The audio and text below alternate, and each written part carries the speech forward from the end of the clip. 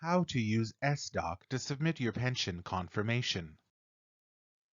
The pension confirmation process is one of the ways we keep your pension safe, ensuring we are paying the right pension to the right person. SDoc is an easy way for you to submit your pension confirmation form. Using SDoc lets you submit files simply and safely while protecting your personal and confidential information. It is secure and encrypted. To fill out sections of the pension confirmation form, all you need to do is check the box, fill in your address, sign your name and write the date. Next, scan or take a clear photograph of the form. This is the file you will send using SDoc.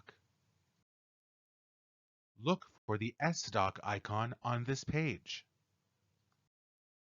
To set up your form submission, in the From line, enter your email address. In the subject line, enter 2021 pension confirmation and your last name.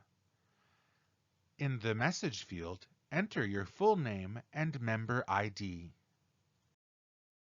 Attach the digital copy of your form by clicking the Add Files button or by dragging and dropping the file into the Drop Files Here section. Click Send. Your pension payment confirmation process is complete. There's no need to mail the form to the plan.